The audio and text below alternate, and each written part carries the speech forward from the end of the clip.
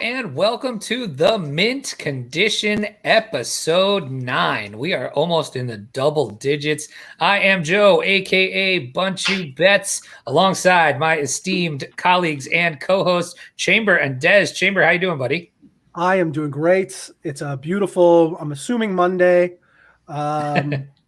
Still, my barometer on a regular week is completely messed up. You live the life, man. You've got to you've got it great. It's no life to be living. It is no life to be living. I miss working. Oh, gross. It's not fun being retired in your mid-30s. This is an old man's game. I've been eating a lot more, bran flakes, drinking prune juice. It's not great. Going to bed at 4. Yeah. Dez, how are you today? I'm just trying to figure out what else I can turn my physical life into digital. So I started with real life ponies, bought some digital ponies. I had a real life dog, bought a crypto corgi.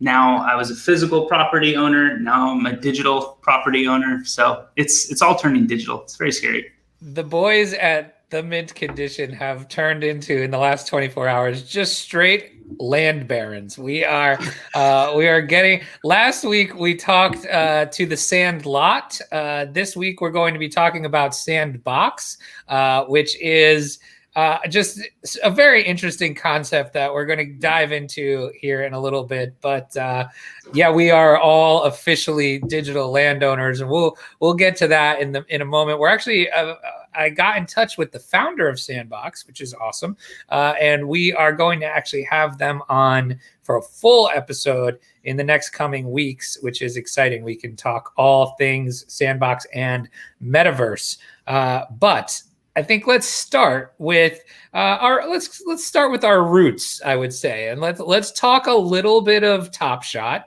That's how this podcast was born, and then we've just gone very, very deep down the NFT rabbit hole since then. So, all right, I'm going to start with you, Chamber, because I feel like your relationship in the past week with Top Shot has drastically changed, I would say. Yeah, I mean it's. I have. I don't think I have one moment left. One. Do you know which one? Wow. Is it the? It's got to be the Caruso. No, got rid of all Caruso.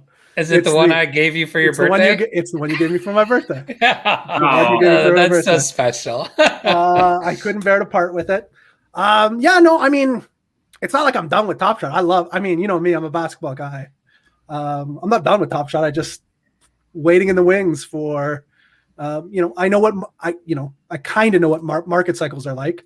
So I'm just waiting for that moment in the market cycle where it's time to buy up again and hopefully catch a nice big up move. Playoffs are about 15-ish games away in the NBA. So hopefully that brings, once you get into the second, third rounds of the playoffs, I think we could see a big uptick in Top Shot. But as of right now, just waiting, reading the room, and ideally buying some LeBron Jameses in a short period of time.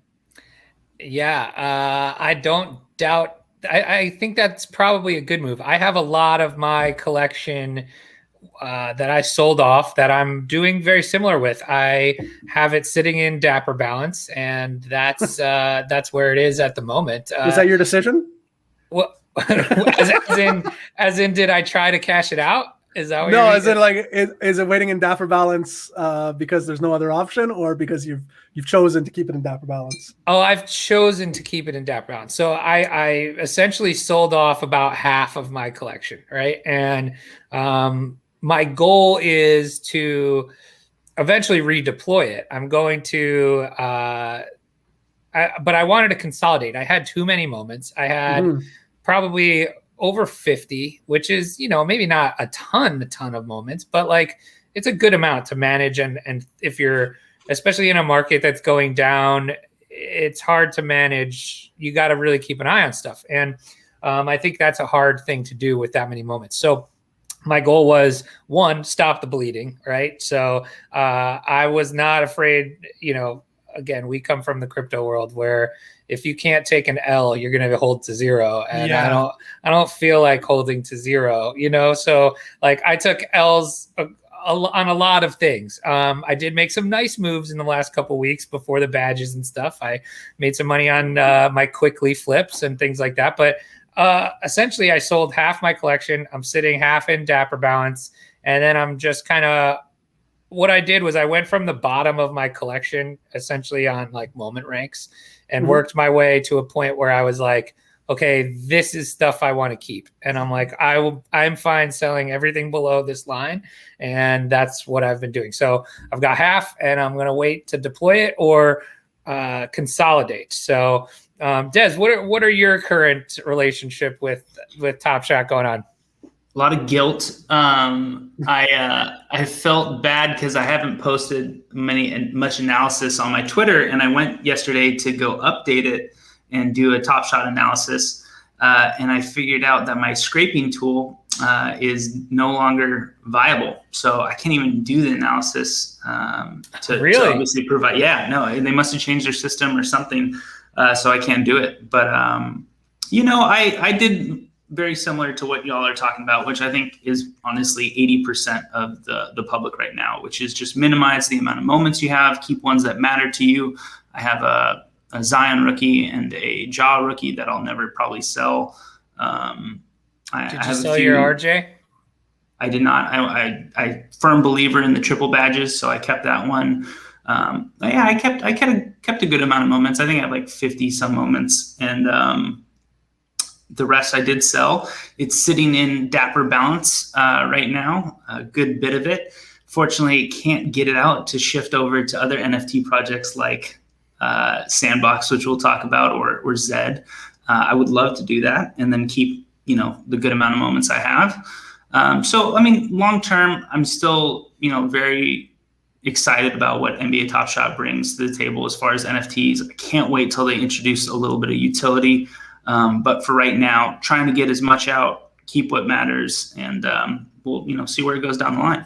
So I've got a couple moments that I'm eyeing that I really would love to have in my collection and redeploy those funds to.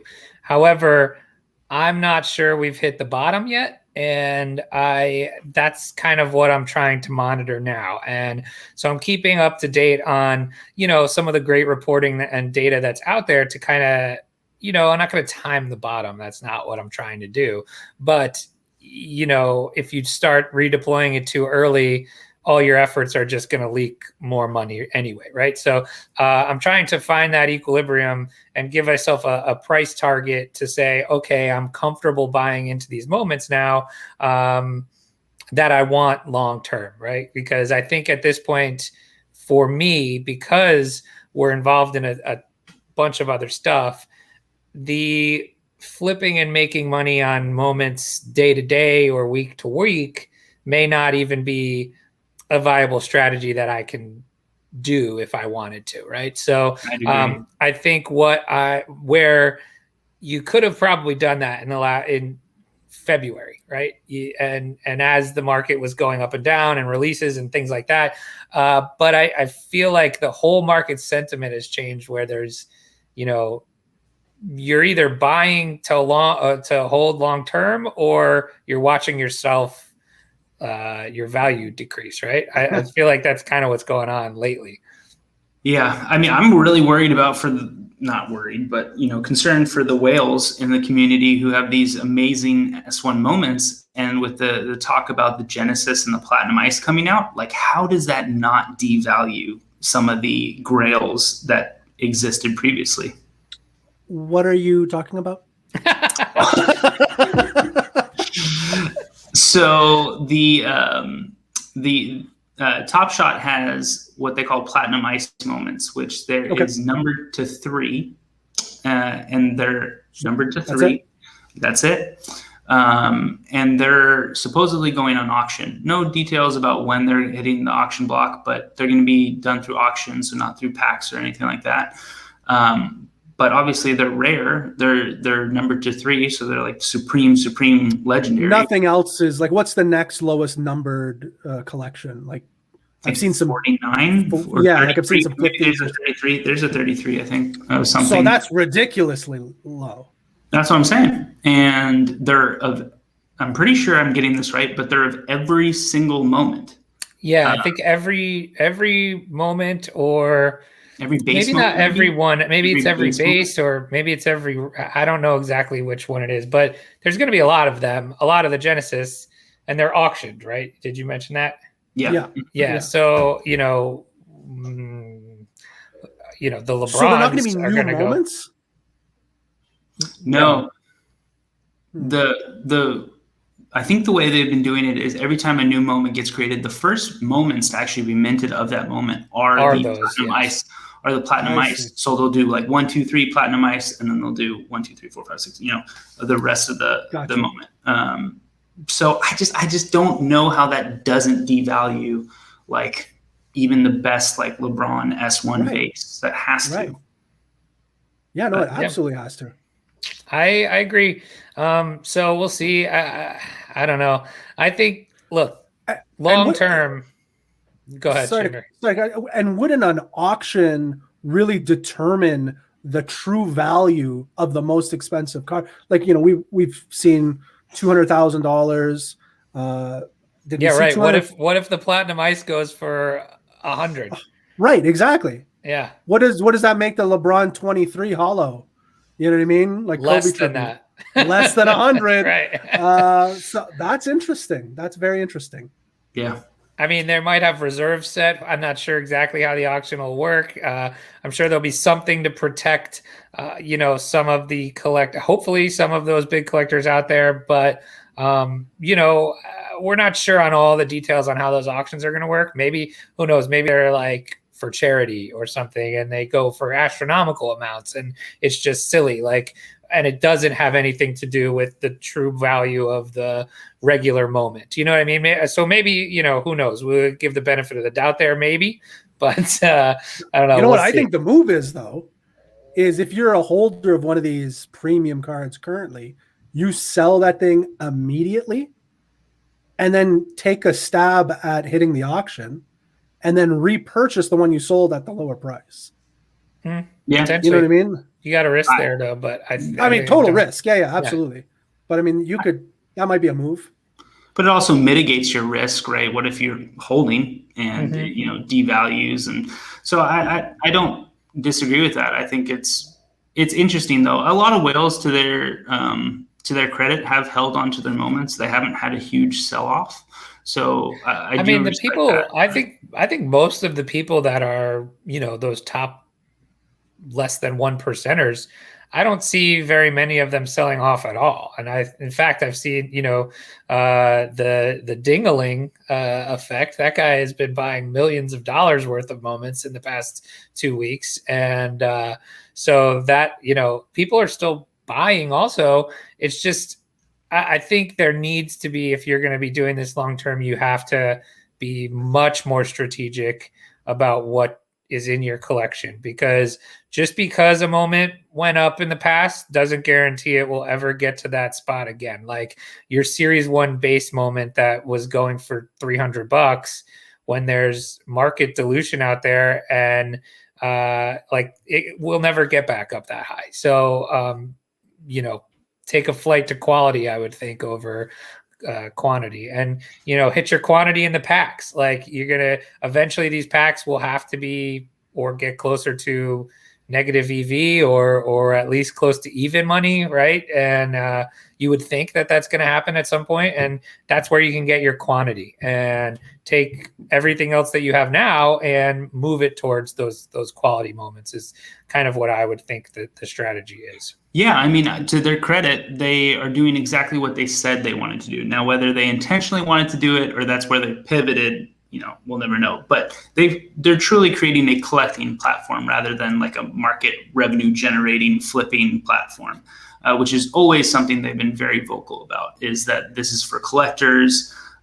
Even their utility that they've promised isn't like revenue generating. It's like a game. And so I think, I give a lot of crap, and that's because I'm bitter about not being able to get my money out due to the withdrawals. But they've still done a great job connecting to the community. I felt so bad. Usman Patel, who was their community manager. Oh yeah, shout out to Usman. Did a great job. And of course, the last tweet I ever sent was like, "Hey Usman, can I get my money out?" And I was like, "Dude, I'm going to hell in a handbasket." That was the straw that broke the camel's back. I feel so bad. He's like, this Kraft guy. this. How do you say his name? I don't even know. This guy. Cruft. Yeah.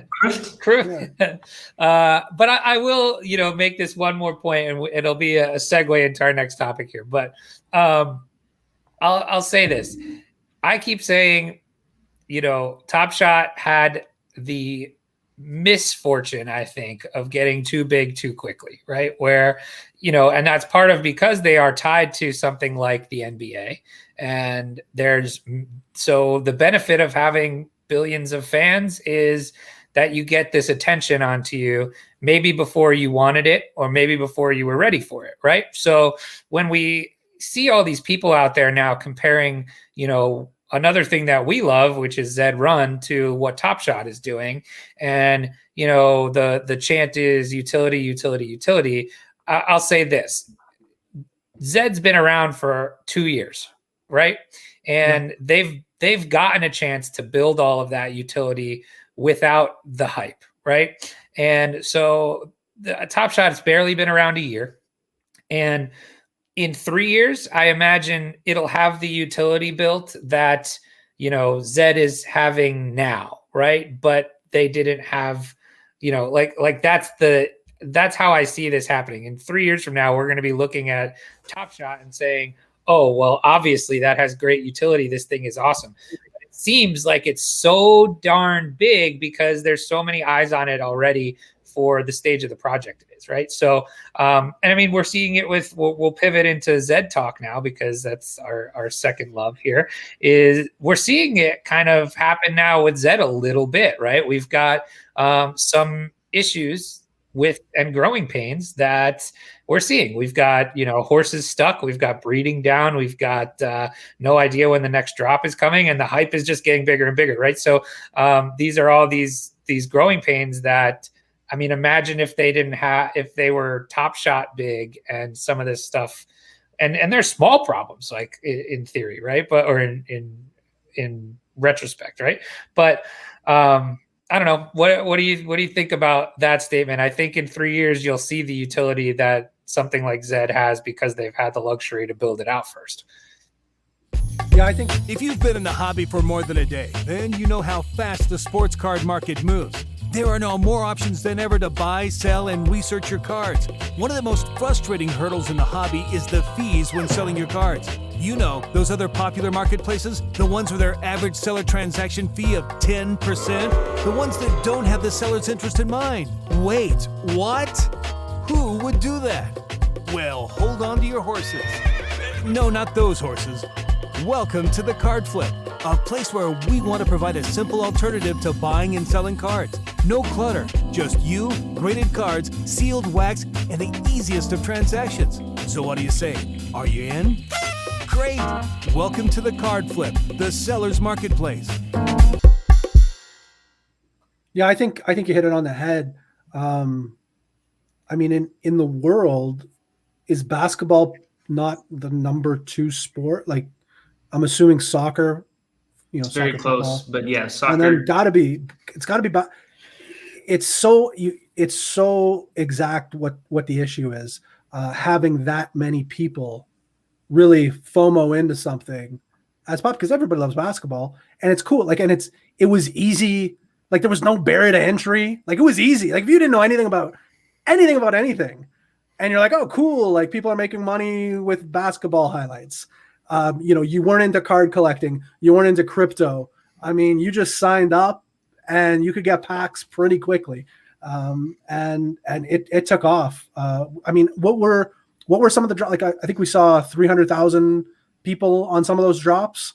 That's even in the last one, or not the last bananas. Cool cuts, yeah. Cool cuts, and none of us got none of us got hollow packs. No one got. I got a cool cat pack. Dez was there in line, and Des will be getting the next support ticket stimulus.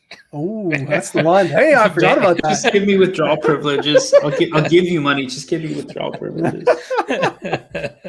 All right, let's move on to Zed. So what is new in the world of ZedRun? We've been, I would say, still pretty obsessed lately. How's your stable going, Chamber? Are you still racing like a fiend, or not a you kind of hit a as he itches like a crackhead?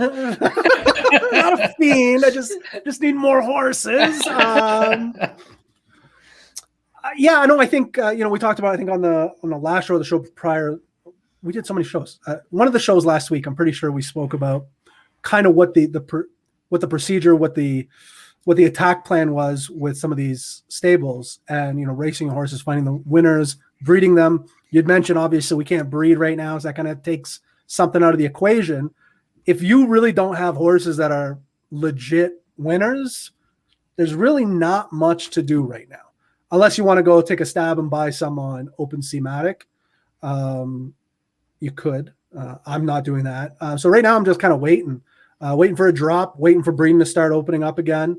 When we had Zed Gazette on and we were talking about genetics and stuff like that, I mean, I got really into that. So I've been writing down some stuff and trying to come up with a game plan to breed properly. All right, so let's get into it. What's your strategy there?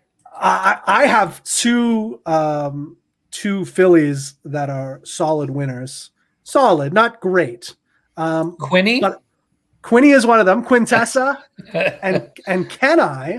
And I bred both of those horses, and I think we split a couple. Yeah, my offspring was terrible. And my offspring was terrible as well. But the dad wasn't the greatest either. So I'm gonna put that up. It was the first. I think for us it was the first breeding we had ever done. Mm-hmm. But I do have. I know I've asked you guys. I honestly think that once you breed, I've heard. I haven't seen it on the male side, but once you breed a filly, I feel she gets slow. Once she becomes a mare, I feel she gets slower. I don't know if there's data to support that. That's what I'm seeing with my two winners. And then I've heard on the flip side, if you breed a colt and that becomes a stallion, that's right? Am I getting that right? Yeah, colt to stallion.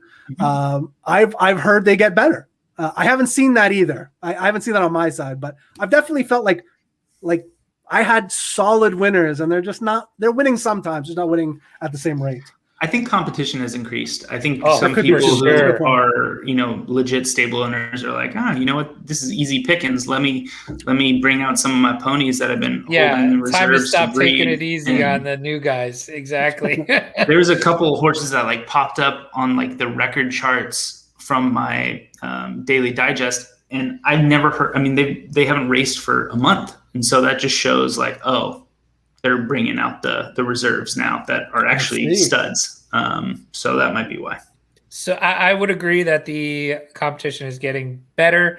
I personally only have, out of my 9 horses in my stable, 2 of which are still unraced. So let's say I got 7 horses that I've run. Only 1 is good, right? And even that one that is good is not great. Right. It's a Z8 colt with a rare coat called Stormy Destiny. It's a great horse. I actually got it all the way up. I grinded all the way up to class 1 this weekend and promptly got my butt kicked in 2 in a row. And now I'm sitting back down in high class 2s. But so I'm in your same boat, Chamber, right? If you don't have a winner that's going out and winning, 10+% of the time, you kind of have to wait till breeding is going on. Yeah, because I was doing a ton of racing and pissing away money. Well, that's what it is. So if you don't have I think if you don't have a 10% winner, you should be looking more to breeding and not racing, right? The break-even point, someone put out, which I'm so mad at myself that I didn't think of this piece of data first, but someone put out a break-even point on odds. And right now the break-even point on ETH1 is 12.5 consistent odds. So if your horse is getting 12.5 odds or better, you should be making money on that horse for racing. Huh, nice. So I feel like I'm getting that specifically on Quinny, but I don't feel like I'm getting the wins. Maybe. So you should start racing only Quinny then, because you got to take out your other variables and see if you're actually making money on her. Or not. I would say over the last week I've only been racing those two, Kenai and Quinny, and I don't know. Nothing. Couple of wins. I always say this to my brother, and I say this to him not because he needs the advice, but more to keep him in check, because my brother has run. I think he's got a great stable. He always appears. Dude, he always appears on the top list. This is his third trip to the Daily Digest top 10 of stables. Chamber, you want to pull that up while we're looking at it, or while we're talking about it? So I always have to tell him this, because he'll go through these things where he's like, all my horses suck, and I'm like, no. First of all, no. Second of all, I tell him, look, the best horses in this game, the best ones, only are going to win 20% of the time. So if you're maybe a tad higher, but you're talking elite horses winning 20% of the time. That's 20 out of 100 races. So you just have to keep that in perspective when it feels like you're losing race after race after race. Because if you've already proven that it's a winner, you just have to ride it out. It's just as long as you're getting, again, those odds that say you should still be running this thing, right? So I think that's, just keep that in perspective. If you're running horses that have good odds, that are not potential, you feel like you're going through the rut. Here, you want me to share it so you can see it like full screen? Yeah, maybe that'd be better. I can't get a good clean angle on this one. So what we are talking about here, for those listening, is Dez's Daily Digest. So he puts this out every single day. It comes out. I did see somebody ask for clarification. So in case somebody else has the same question. I'm like, are we live right now? What do you mean? I thought, well, you mentioned it like it was a question from like. Oh no, I saw somebody ask this on Twitter. What is the time frame? Like, what measures the day? What time? I get this question all the time. So it is midnight to midnight on the date I specify, Pacific Standard Time. Okay, got it. So it's Pacific time. Interesting. Okay, so that's that. If you don't see yourself on here and you think you should be, just keep that in mind. That I love how the community really tries to get on here. That's my favorite thing in the world. Is people look forward to this. People look forward to this report now. It's because I think there's all these other websites that are doing a fantastic job of putting out data. There's tons of them popping up that are doing really great job. I think this is super easily digestible. It's a quick, people love. That was a pun, and you just passed way past that. What did I? Digestible? Yeah. Oh, Daily Digest. It is. But it's people love top 10 lists too. I mean, let's be real. True. There's a reason BuzzFeed exists, and. So if you're putting the right stuff out there, people are going to get excited, and people are competitive. This is a game that people are, and money's involved, right? So, okay. Tell us how you've revamped the Daily Digest. Yeah. So this is a brand new format. I always intended it to be a kind of one sheet. We have these things in physical horse racing. Drink that are one sheets and kind of handicapping forms. And so this was always meant to be like a quick view. What are the highlights from the previous day? So that's what it's kind of become now. It's more like a page document rather than an image. And we start here with a number of races. So just to get a sense of how many races were run yesterday in the different classes, ETH spent, things like that. Then the fastest times, which I think people love to see their horse hit the board here. So the fastest time on the day compared to the record time. And if we ever have a new record time, I make a big deal out of that. Then we go to stable rankings and horse rankings. Now, I get this question a ton. So if anyone wants to, listen in and hear this answer, great. The stable rankings are based on ETH profit. And I did that because I think it's a good measure of the top stable by earnings. The horse rankings, however, are done by number of wins. And the reason why I did that is I wanted to give like the working man a fighting chance. I want to encourage a lot of racing. So if you race your horse a ton, which is something I want to encourage, then you have a shot to make the list, whether your ETH profit is no good or what. But what you'll see is more or less of the time, if they're winning 9 to 12 races in a day, they're going to be profitable. So it works out in the end. I mean, we're talking that's how horse ranking's done. We're talking some pretty good profit. I mean, the top stable in a day on this is what, over 0.6 ETH? Is that what that says? 0.6. Some people have hit 1 point. I think the record was like, I think it was Good Boy did 1.4 ETH in a day. I remember seeing that one. That's insane. That's over That's over $2,100 in a day racing. That's more than real horses. Yeah, like that. So if you build your stable correctly, there's a really good opportunity for profit. So I mean, here's a great example. So I keep harping on my brother's stable here, but it's number 5 on the list, High Horse Stables, and I just think this is a good example of how people can progress in the game and how it will look, in the future, where you're going to see people come in that are up against, the biggest stables in the game, but can still perform. Like he started with a couple Genesis horses, and when breeding opened, he actually bought a couple Nakamoto bloodlines on OpenSea beforehand, like legendaries and exclusives, and then he bred everything he could in his stable when it opened, and just made I think he got up to 22 horses or something, and he found his winners and sold off some others that were not necessarily duds, but sold off like the lesser winners for and recouped his breeding costs back, and now he's racing his best horses, and he's finding himself on this list, and he started the same time we did, so making $700 a day. Right, exactly. And that's insane, right? So he took that profit and put it into our next topic here in a moment. So like he's racing 50 races here. Then you look at Psyduck, 236 races.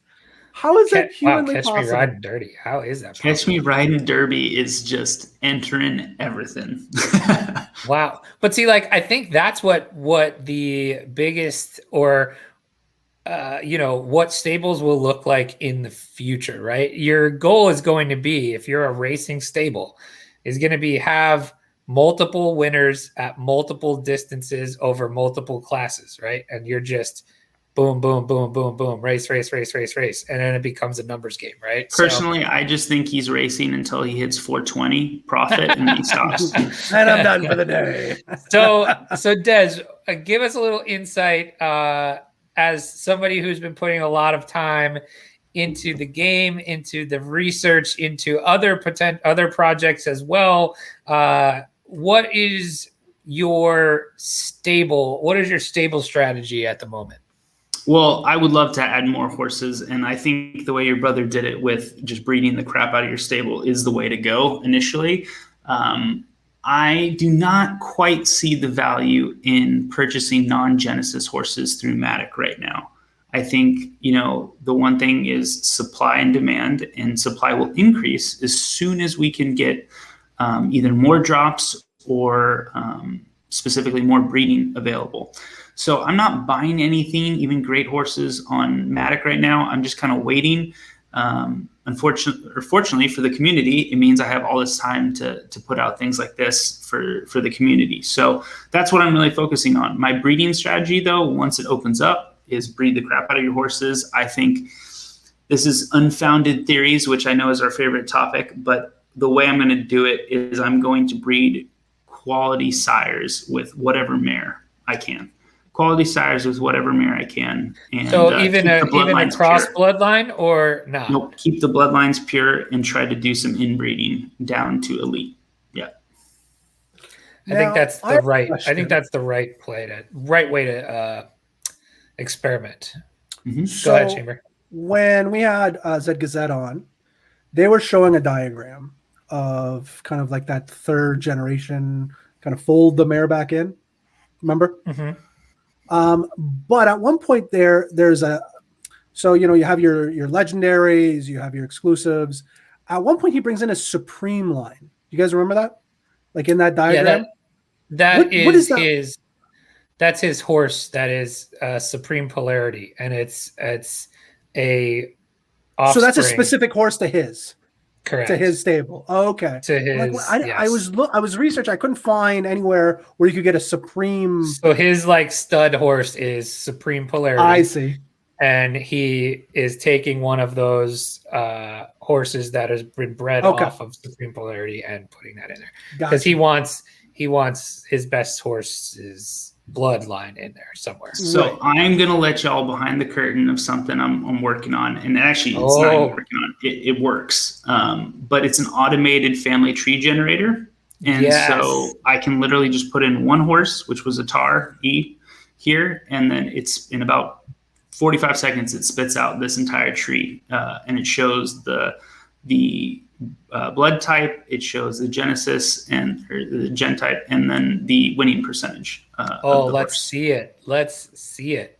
Oh, you have it available right now? Hang on a second. Yeah, it's on the screen, right? Yeah, I got it here. Oh, okay. Wait, let's do the process again. Can we watch it work? Oh no, it was done in the background. Okay. Yeah, but so this one, what I wanted to bring up is like this inbreeding, which is talking about getting more breathless edge into your breed. So he bred. So where does it start? It starts at the top, and then this is your product at the bottom. So he started with breathless edge and boiling religion. That made S&M. Then he breeded that with Saber to breed changed Tedesco. But what's happening on the other flip side is he's introducing more inbreeding breathless edge into breathless ID via evolution ID. And then those two bloodlines form to make Atari, which is an awesome horse. That's awesome. That's pretty cool. That's pretty cool to see.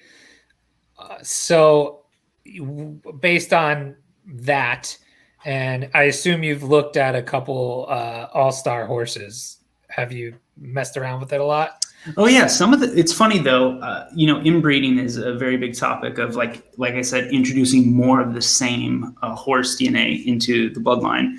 I'll say some great horses have super clean bloodlines. It's just two horses from different sides, breed two more. I mean, it's clean, non-inbred lines, and they're great horses. Now, do you think that potentially means that, somewhere down the line, the one that is the great one, the great offspring, will be the one that needs to be inbred back in to continue potentially making? I don't see why not.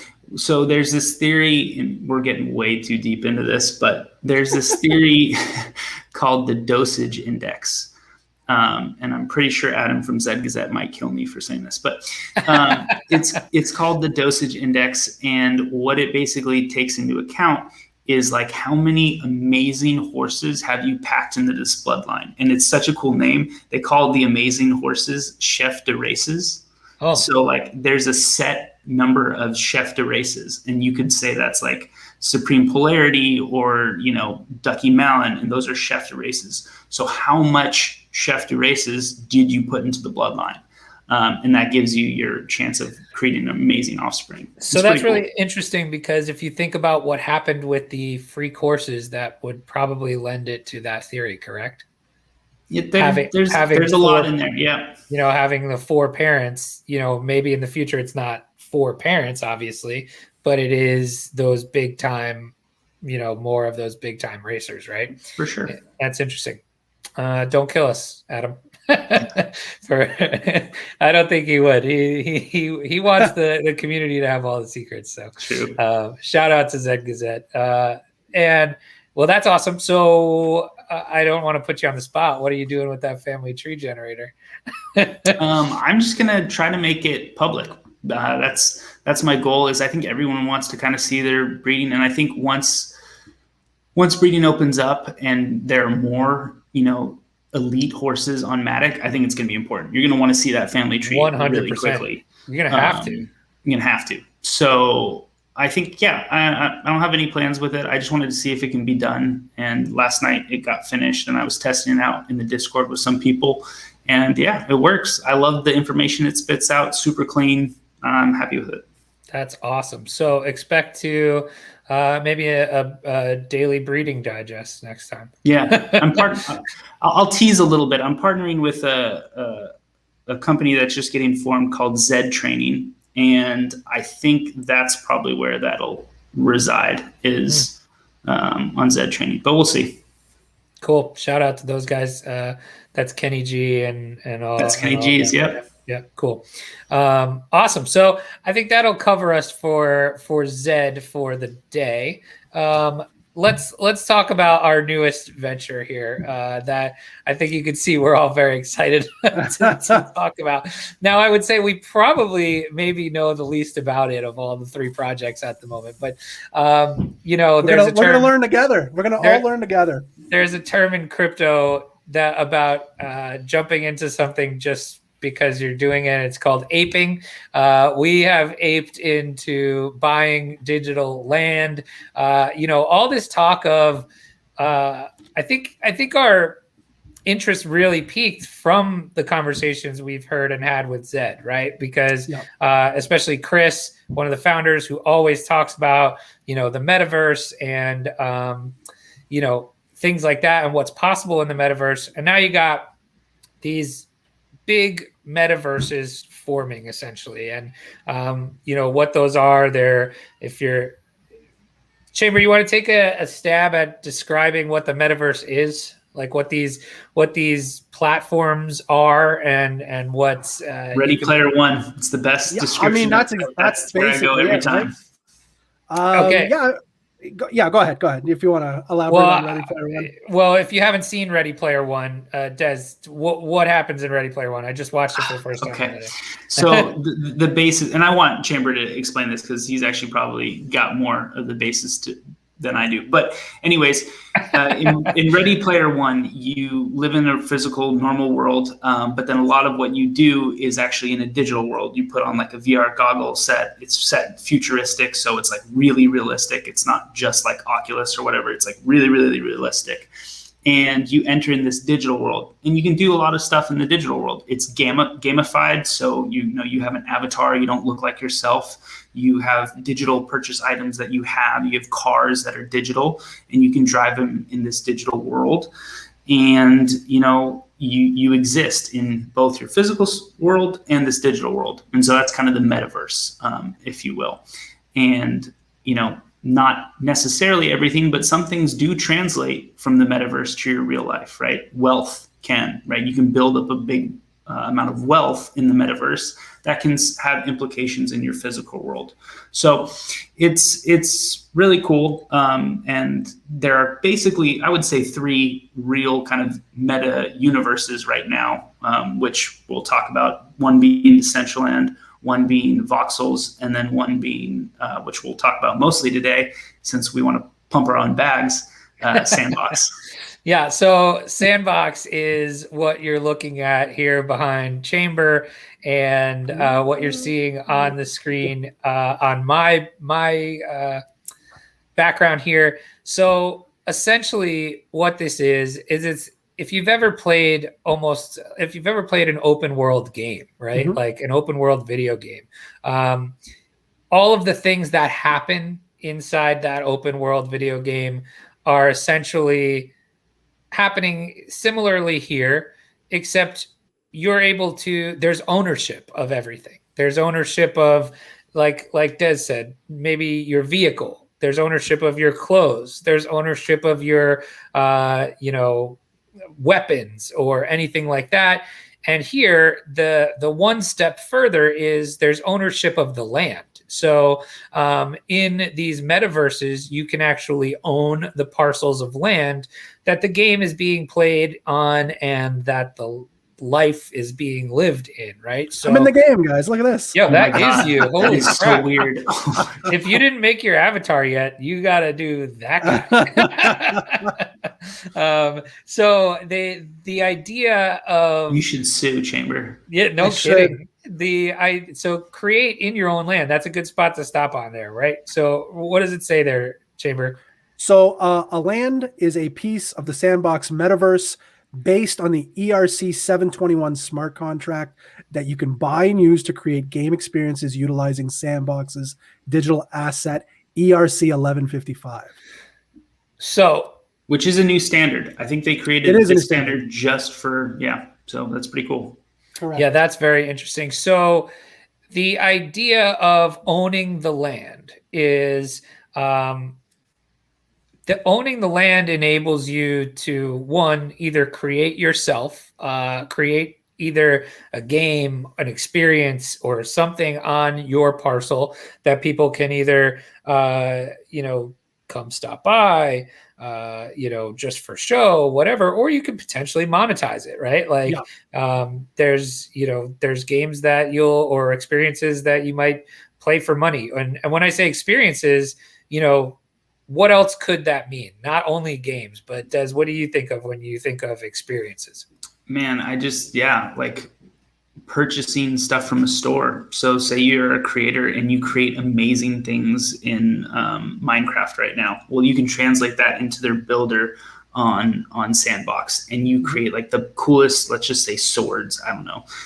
And then you open up a shop to sell your swords, which you have now tokenized and become NFTs, and you can sell them at your shop. So someone could visit your shop and buy it. You could do games. You can do entire, worlds and games.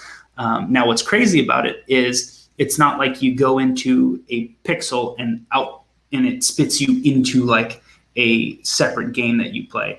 Whatever game you build has to exist within the land. So that's why land is so important, is you need a lot of it to build some really big things.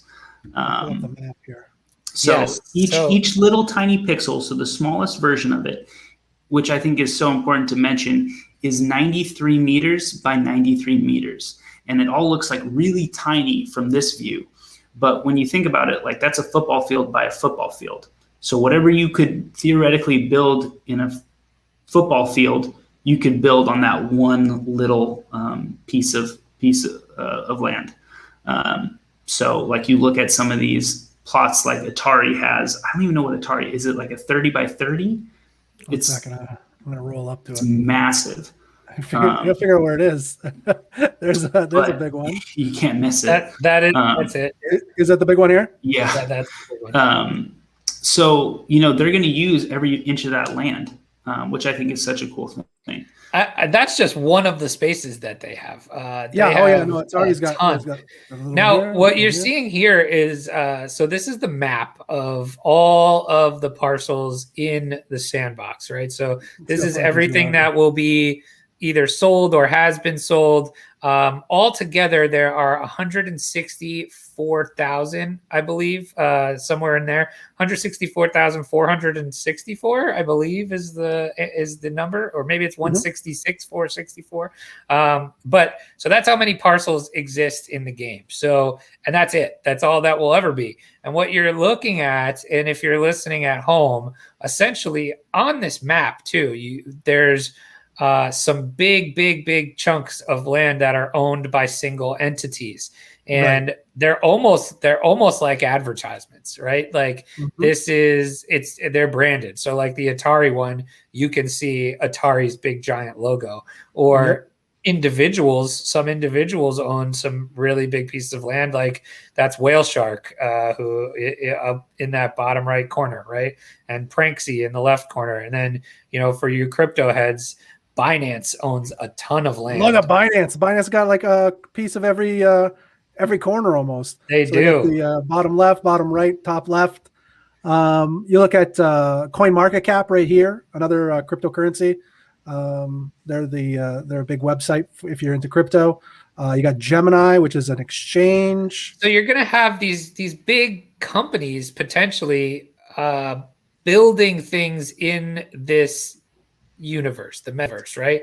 And what that might look like is, to be seen, right? So Atari is going to be opening up casinos and gaming things, and they own Pong and Roller Coaster Tycoon. Like, they're going to be experiences all about that stuff. There's other game developers in here. There's Tesla, and so these brands are going to be pushing activation through these metaverses, right? So they're going to be driving traffic to these virtual worlds. And look at our boy, a lot of money here. He's yeah, he's got he's getting some property. Yep.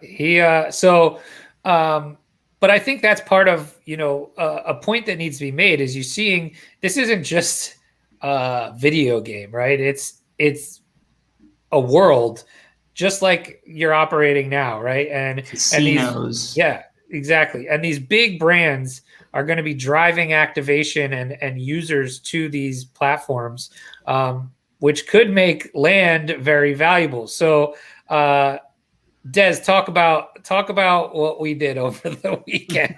we caught 2 fat L's, and that's not as bad as it sounds. We bought as a group, me being the smallest owner, bought 2 L-shaped plots of land. So that's actually 4 units make 4 pieces of land make an L. And so we bought adjacent L's right where the thing is right now. And so I own 1, Chamber owns an entire L, and then I'm right here. His brother. Yeah, there you go. So I got this little area here, and then I believe Des is here, and then we got shout out to High Horse Stables. That's right. And am I going the wrong way? Those are mine. Yeah. There we go. So huge. We now own together, or at least next to each other, 8 parcels of land. So ideally, we would have liked a whole block, a whole 9x9. But we went for location over quantity. Over quantity, and talk about why we did that, Des. So I was having this discussion with someone earlier today who was looking to invest, and the way I look at it is kind of like the 5 boroughs of New York. So you have definite regions in this. Some are worth more. I would say, the lot we're looking at here, this area of the island, I think is like Manhattan. Right? It's Manhattan, and that's what I've been calling it to people. Not Yonkers. Not Yonkers. No, that's that's up left corner. That's where Big Boy is. That's true. So, I mean, and that's things like there are good boroughs. So, Brooklyn's going to be valuable. Uptown is going to be really valuable.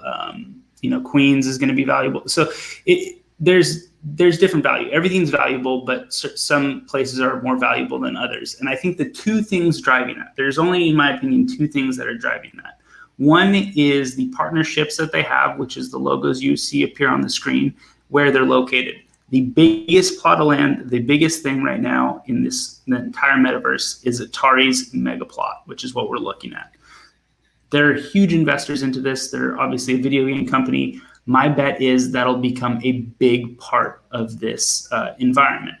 It's kind of like the Oasis in Ready Player One, in my opinion. So, that's why I think some spots are more valuable. Now, if you look in the top right corner, there's like all these cool boutique game agencies that are maybe less heard of, but it could be extremely valuable to be up there, in a little while. So it's really interesting how this is all playing out. The last thing, which I think separates Sandbox from maybe some of the other metaverses, is what they've talked about on the transportation, right? So they want to make it somewhat difficult to transport yourself in this metaverse from one edge of the map to the other.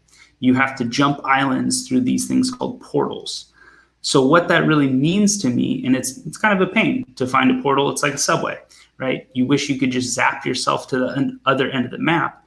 But in this metaverse, you have to find these portals. So the theory there is, all right, well, you're better off being where all the action is already.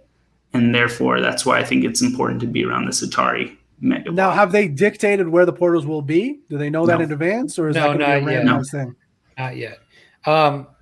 Now, I just want to read something here. So part of the reason we chose or wanted to be in the Atari neighborhood, if you will, is because of ZedRun, right? Obviously, we're all very big into Zed. They have some things going on with Atari and Atari branding and partnerships. And so that kind of led us down this thesis that the way Chris talks about the metaverse, one of the founders, and what they're doing with Atari and how big of a player Atari is in this, kind of led us down this thesis that that's why we wanted to be there. Correct? Yeah. If I would just bet my bottom dollar that there will be a track, an Atari track in that. I was just world. listening to you guys. Whatever you right. So you just ate. So I just want to read. I just want to read this little snippet here from Atari.com. This came out. It was a press release from March 30th, and it says Atari, one of the world's most iconic consumer brands and entertainment producers, has announced a new partnership with Anomica Brands and its subsidiary TSB Gaming, the creators of the revolutionary blockchain-based gaming metaverse, the Sandbox. Hit Atari properties such as Asteroid, Centipede, Pong, and Roller Coaster Tycoon will be brought to life within the 3D voxel world of the Sandbox, an interactive virtual world that launches on the Ethereum blockchain. The other thing that this says is there's going to be, so it says, the Sandbox, when the game launches this year, will have Atari-inspired assets. Will also be available within the Sandbox for use throughout the entire platform by players and even creators in its very own metaverse games. The Sandbox will also be home to the first Atari theme park on the blockchain, Atari Land, which might be what we're seeing in that big spot in the middle. This virtual creation will feature Atari-based attractions, creations, and immersive social gaming experiences. It goes on and on and on, but just a little snippet there from Atari.com. So, when we're kind of thinking about, we probably could have got a little more land for the same price we paid somewhere else on the map. But again, when you think about what's going to drive people to this platform, it's going to be the big brands that are pushing activation, right? And then, just owning land near it will potentially be valuable.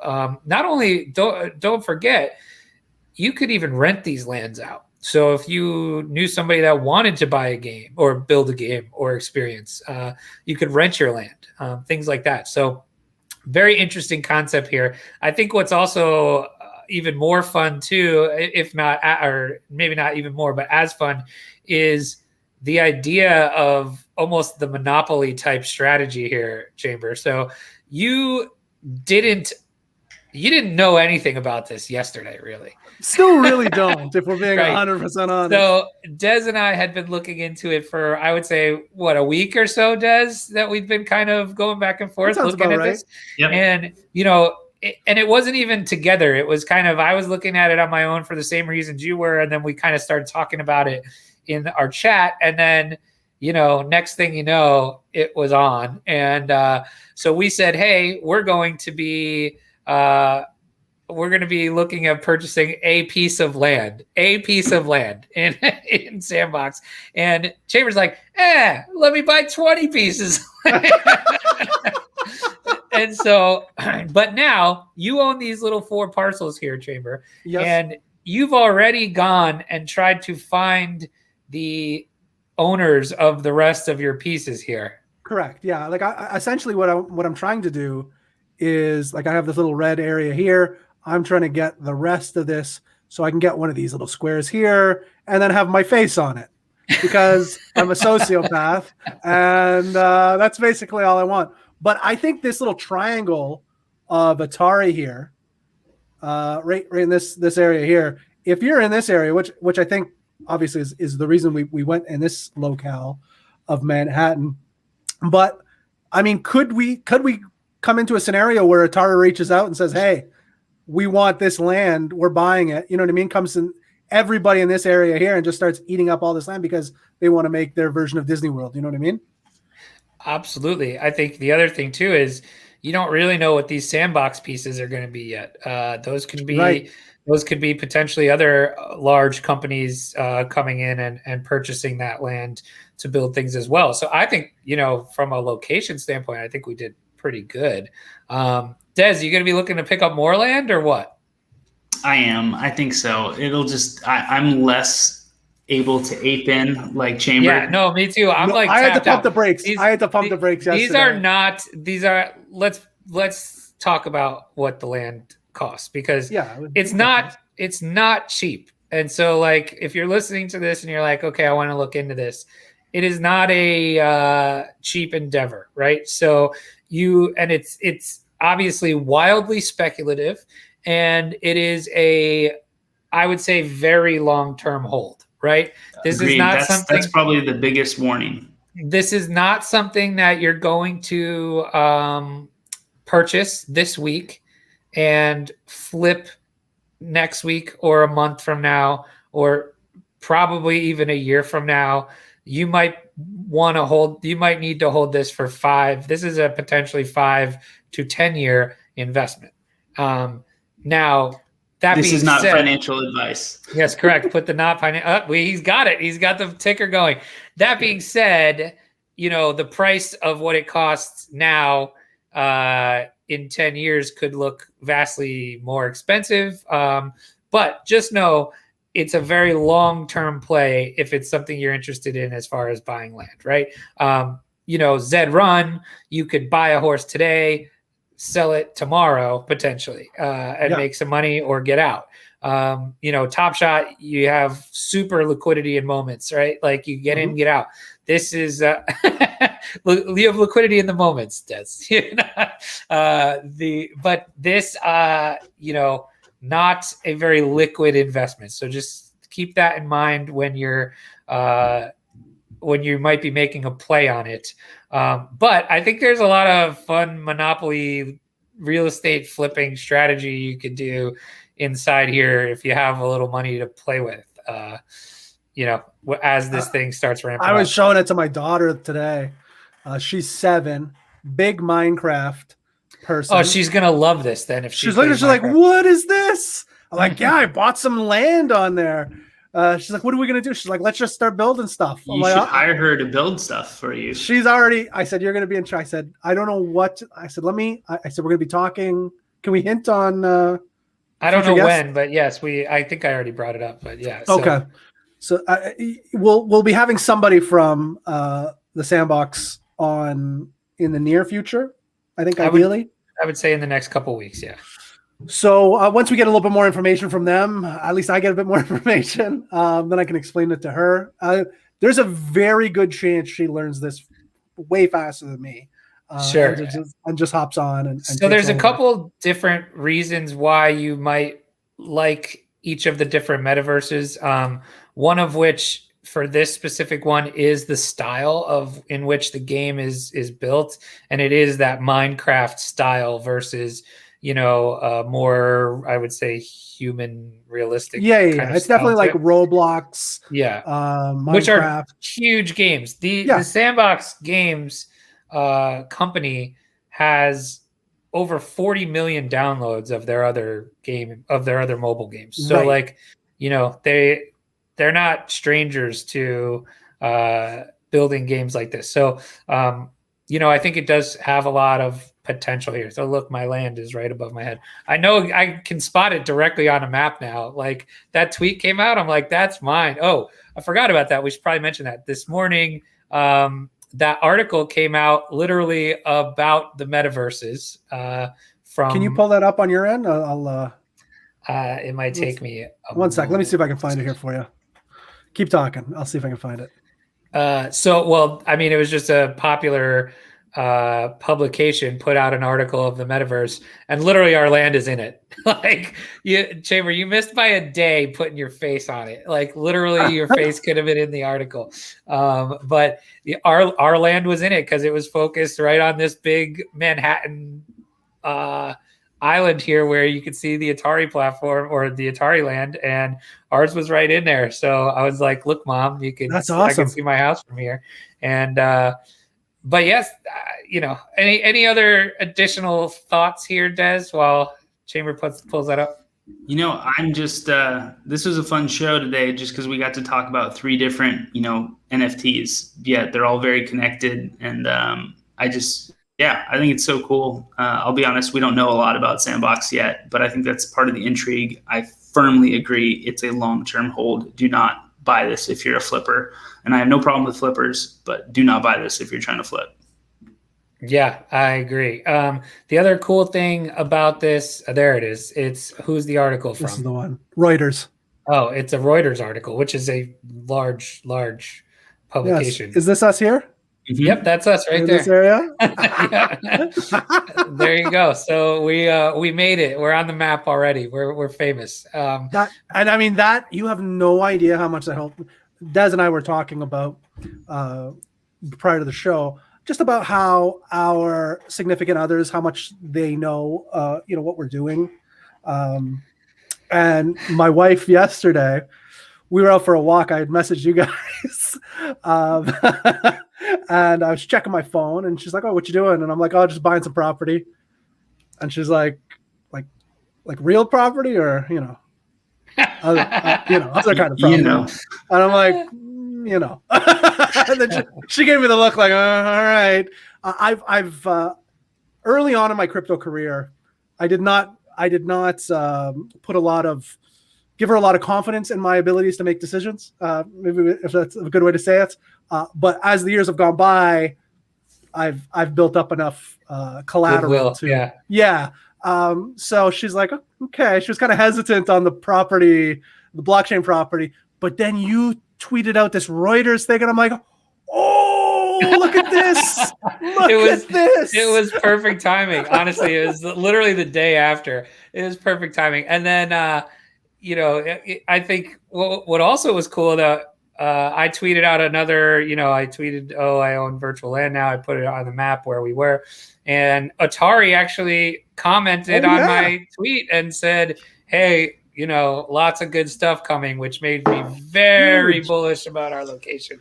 So anyway, but that I think is going to do it for us. We talked about a lot of stuff today, which is I think what the coolest part of this show is as more projects that we get interested in come along, we'll talk about all of them. And it's a fun. I just have so much fun in this space versus, on our other show, we talk about trading and stuff, which I'm not good at. And I would rather, to be fair, are we good at this? I don't know. We'll find out, but it's more fun. I'll tell you that much. I think that's what people are going to like about this show. Obviously we're still only 9 episodes in, but I think what you're going to realize is that we're going to be malleable. If something, Sandbox, we get excited about Sandbox, we're going to talk about Sandbox. We're not going to be necessarily committed to one particular avenue. Obviously, we talked about Top Shot today. We talked about ZedRun. I think all 3 of us know that. I don't think that's going anywhere. But if there's something new, we're going to talk about something new. If there's something that we think you may get some value out of down the road, we're absolutely going to talk about it. So now, however, it's exciting. I will say, you want to tease what else we might be thinking about doing specifically, though, on top of that? Do you want to? Because I'm not 100% sure. Well, I do think, we have a big audience that came to us from Zed. Yes. And I think we are all big participants in the Zed community. I know what you're talking about now. We're all big participants in the Zed community. And I think we're going to start doing at least maybe once a week, doing some live streams where we're just going to chat and watch races and have guests on, talk about different topics. Maybe some race calling, not by us, but no. not by us. Which reminds me, I feel like Des could do it pretty good. I don't know. No, I've been going to horse races my whole life, Drink, and the class of announcer on a horse race is unmatched, man. Really, we might get something going there too. Then, but stay tuned for more on that. We will make an that'll probably announcement. start. I want to say maybe a couple of Probably weeks. 2 weeks, I would say. Yeah. But anyway, that's going to do it for us today. And until next time, stay mint. My wife told me that was cheesy, by the way. No, it's not cheesy. It's genius. Nope, she told me it was cheesy. She said something the other day. She's like, "Stay mint," and I was like, "That's my sign off phrase." She's like, "I know, I can hear you from downstairs." I'm like, "Oh, great!" And then she's like, "It's actually kind of cheesy." So I'm like, whatever. Anyway, stay mint. Stay mint.